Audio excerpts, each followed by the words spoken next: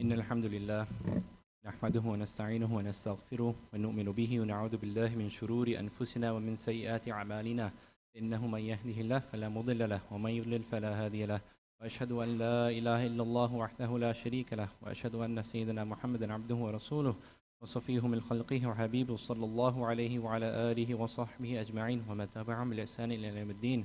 قال الله تعالى في القرآن المجيد بعد أعوذ بالله من الشيطان الرجيم يا أيها الذين آمنوا اتقوا الله حق تقاته ولا تموتن إلا وأنتم مسلمون. وقال الله تعالى إن الله وملائكته يصلون على النبي يا أيها الذين آمنوا صلوا عليه وسلموا تسليما اللهم صل وسلم وبارك وزد على سيدنا محمد وعلى آله وصحبه وسلم تسليما كثيرا. My dear brothers and sisters, we begin by praising Allah subhanahu wa ta'ala for all the blessings that we do not deserve, for all the blessings that we did not earn. The gift of health, the gift of being here, the gift of being invited to His home. We thank Allah subhanahu wa ta'ala and we praise Him for the blessings of family, for kinship, for that He has given us that we do not thank Him for, which is so many things that we are ungrateful for as people. We ask Allah subhanahu wa ta'ala to accept our coming here and accept our efforts on this Yawm al-Jum'ah. Over the last 2 weeks, this community in particular has had a number of janazas, a number of our brothers and sisters who have left our community and moved on to this next phase of life. Today again, we have a janaza with us today. We ask Allah subhanahu wa ta'ala to forgive the person who has passed away. We ask Allah subhanahu wa ta'ala to forgive him and to grant him pardon for any of his mistakes and shortcomings. We ask you Allah to increase him in his deeds that are righteous and pious. We ask you Allah subhanahu wa ta'ala to grant patience to his family that he has left behind. We ask you Allah subhanahu wa ta'ala to make this day the best of his days, to make this janazah the day that he is opening the gates of paradise for himself. We ask you Allah to expand his grave and fill it with nur, fill it with rahmah, and grant his family patience as he transitions to the next phase of life. Now, as we come upon the end of this calendar year, the Gregorian year, many of us have perhaps breaks, vacations, holidays scheduled. We have the winter break coming up. Some people may have travel plans. Some of us may be traveling overseas, maybe going to Umrah, maybe going on vacation somewhere. But I want you to imagine right now, especially if you're a parent, imagine that you're taking your children with you to the airport. And let's say we're going to Medina. We're going to Medina and Mecca, and we're going to go do Umrah as a family. Now, your child is at this airport, let's say Dubai airport. For those who have been, it's a beautiful airport, truly. And you take your kid to the airport, and they're just marveled by it. They're looking around saying, whoa, this is amazing, it's beautiful. And you take them to go pray in the musalla that they have at the Dubai airport. And they're looking at the musalla, and they're amazed. Like, oh my God, this is gorgeous, it's beautiful. Maybe nicer than some of the masajid that we have at home. They're marveled by it, and they're getting really attached to it. They look at the stores, they're like, oh my God, look at all these gaming stores and this and that gadget. And you're waiting for your next flight to go, and you're passing time, so on and so forth, and then the time comes that your next flight is boarding. Your child is like, I don't want to go, I'm just loving it here. It's so fun, look at the musalla, look at this, the playground they built, the food, etc. You're telling your child, we have to go, it's time. Plus, it's over, it's been 2-3 hours, we have to catch the next flight.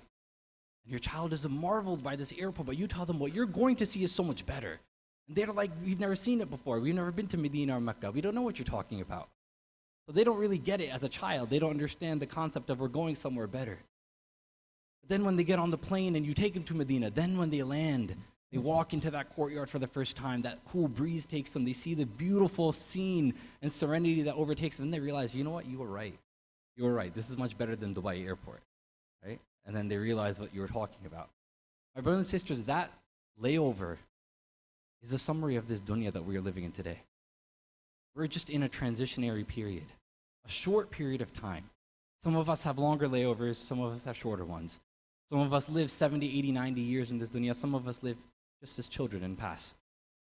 But that's the nature of what we are. And does someone go to the airport in a transition preparing to stay there forever? No. You go there with all your luggage to unpack and settle yourself and make a settlement in it? No. You know it's transitionary. This dunya is the same exact thing. And what we have today with us and what we had last week is a reminder of the ephemeral, the temporary nature of this dunya that we live in. And that the preparation that we make, the true purpose that we are here for is to serve Allah subhanahu wa ta'ala and to return to go towards where we have been promised if we follow what Allah's guidance is. And so today, inshallah, we look at one of the preparations that the Quran, the Sunnah, it all teaches us about when we look at this dunya. What are the preparations for death? And that is when a man or a woman comes of age and they're adults, they start thinking about something called inheritance. The Quran has a lot about it inside and detailing what is inheritance.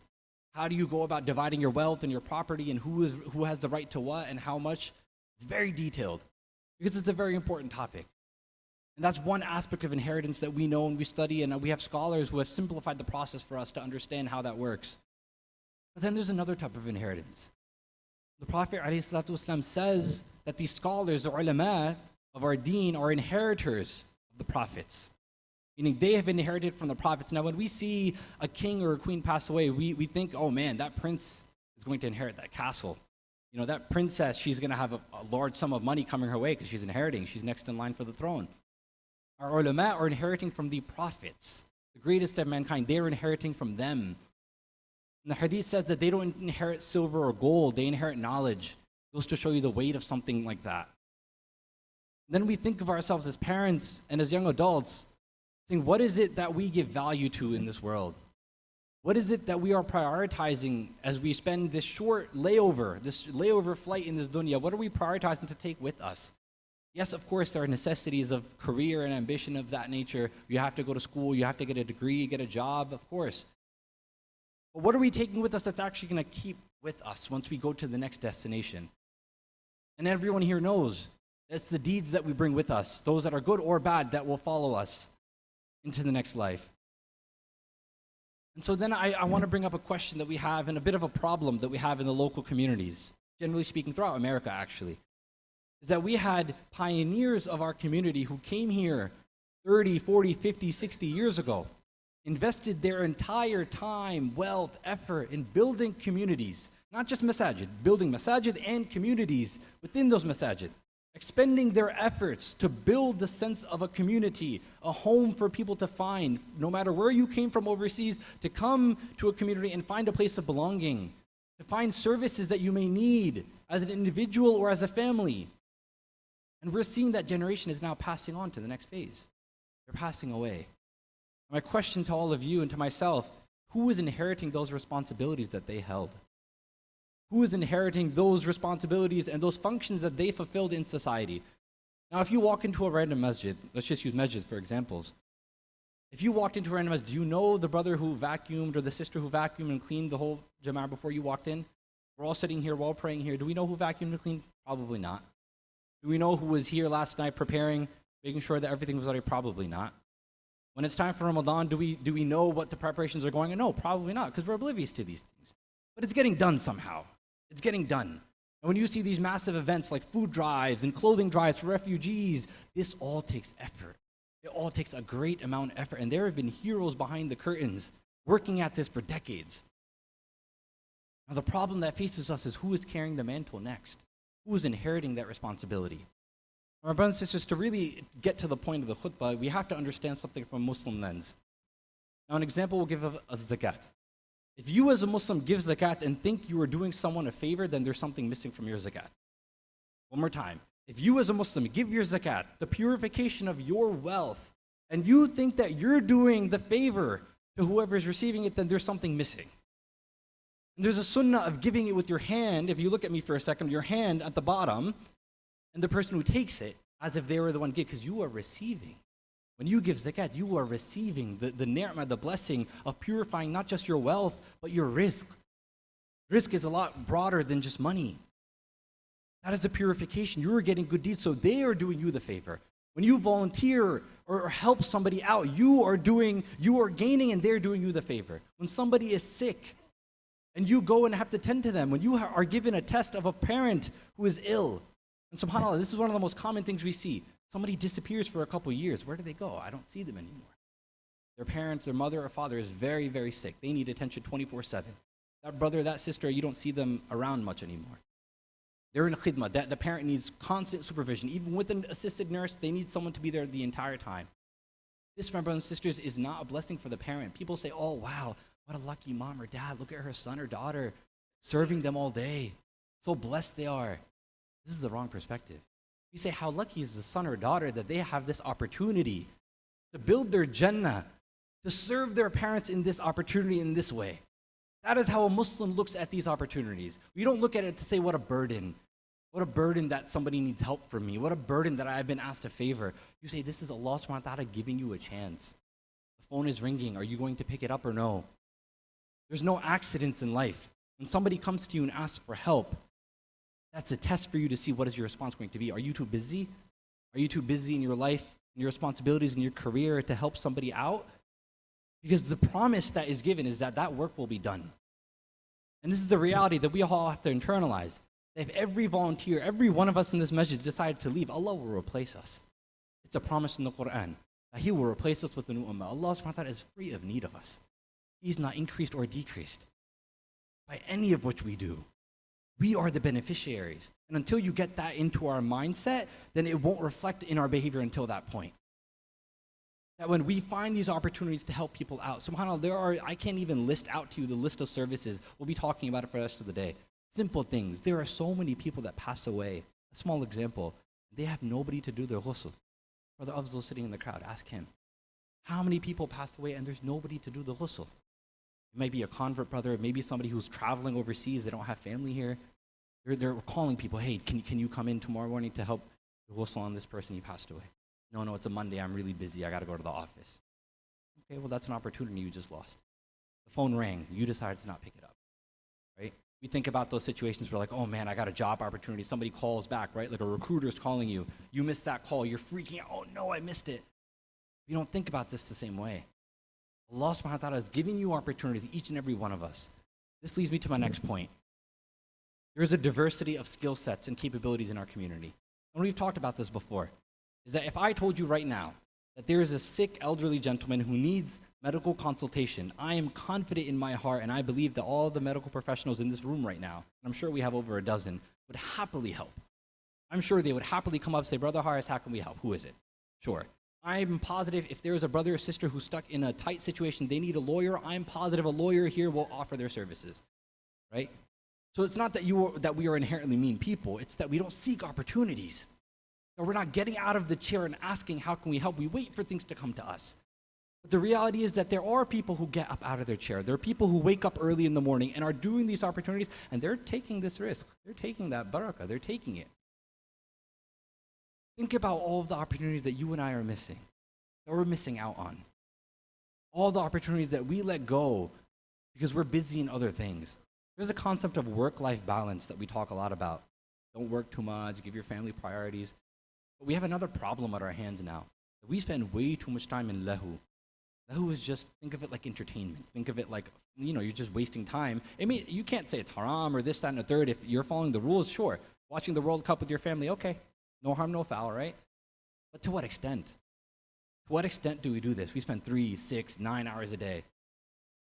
Yet when it comes time to wake up at 8 a.m. to maybe go to a food pantry, or maybe expend a little bit of effort to help somebody else in need, or maybe there's somebody who is sick and no one is visiting them, and they're alone and depressed, to just make that trip to their house and sit with them for half an hour, that's so burdensome, right? Because we feel like we have this sense of agency and entitlement that I worked all week, so I deserve my Saturday.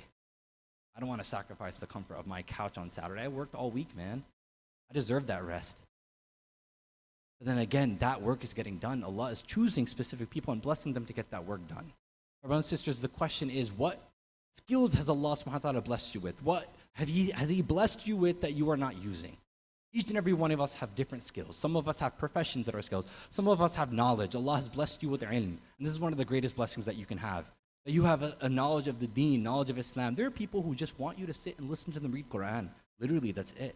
Can you just listen to me? I feel like I'm not doing it right. Most of us know how to read Quran. And then there's higher levels of that as well. Different skills, social service, etc., etc. The list goes on. How much of your time are you cutting out of your day, out of your important schedules to give back to the community, give back to people who are in need and who you are in need of as well? أقول قولي هذا واستغفر الله لي ولكم فاستغفروه إنه هو الغفور الرحيم.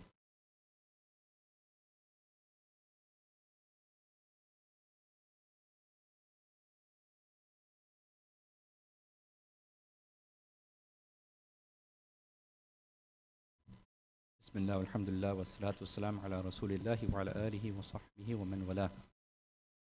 There's a hadith narrated from the Prophet ﷺ. It comes from a weak chain, but because it's with meritorious acts, we use it for the encouragement of doing certain good deeds. And where the Prophet ﷺ tells us that the most beloved people to Allah subhanahu wa ta'ala are those who are beneficial to other people.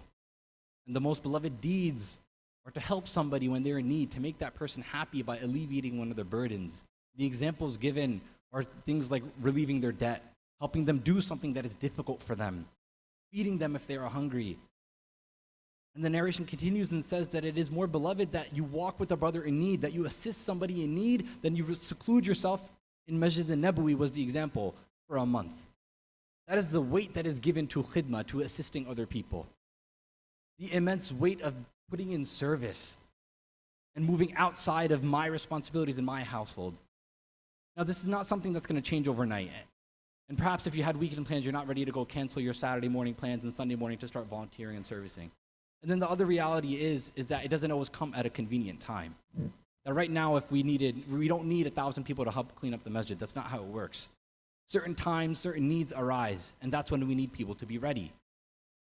One of the advices I have, especially if you're younger, if you're in your teenage years, if you're not in the habit of serving your family, it's going to be difficult for you to teach yourself this later in life.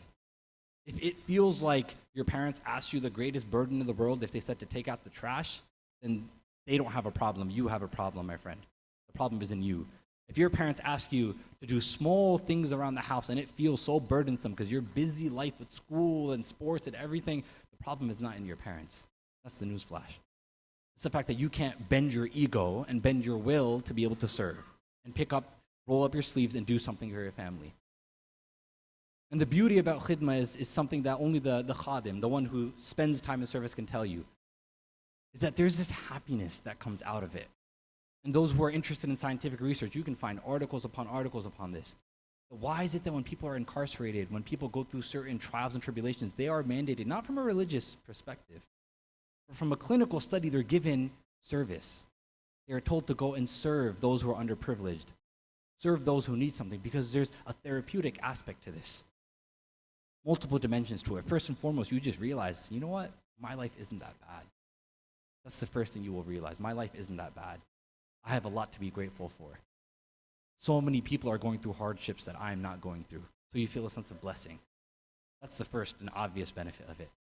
Other benefits of art, that you start to fall in love with this action. It may be bitter at first. You may be really annoyed that you have to go and do certain tasks and chores. Over time, it becomes sweet to you. Because this truly, when with the right intention, is a form of ibadah. You are worshiping Allah subhanahu wa ta'ala by serving His creation with the right intention and the right niyyah. My brothers and sisters, the message is short and simple. If you are not involved, find out how you can be involved. And do something that your heart calls out to as well. There's no one-size-fits-all for this. There are certain areas and initiatives you may love and be really involved in, invested in, whether that be youth volunteership or doing things for the community for those who are hungry or needy. There's literally a long list of areas that you can get involved and volunteer and serve. And by serving, benefit yourself and benefit your family. And this is one of those things that if we as a family can sit and watch 3 hours of football, then we as a family can go spend 1 hour in a food pantry.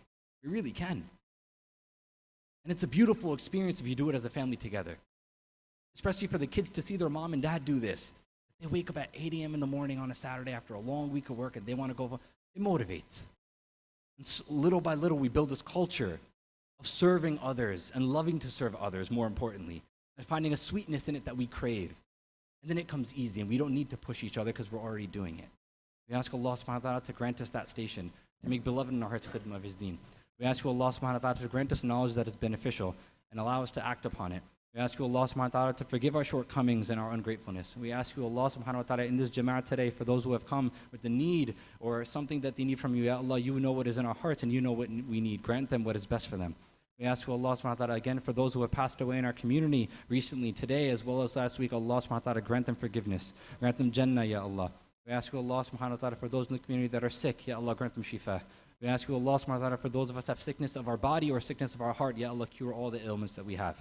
We ask you, Allah subhanahu wa ta'ala, for those in our community who have tightness in their rizq, in their wealth, Ya Allah, grant them wealth that is halal and blessed.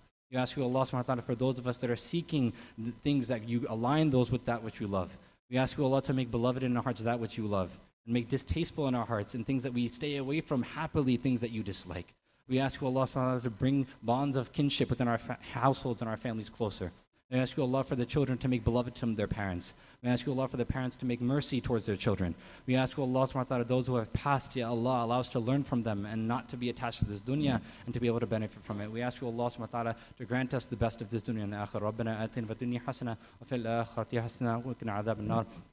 عباد الله إن الله يأمر بالعدل والإحسان وإيتاء ذي القربى وينهى عن الفحشاء والمنكر والبغي يعظكم لعلكم تذكرون وأقم الصلاة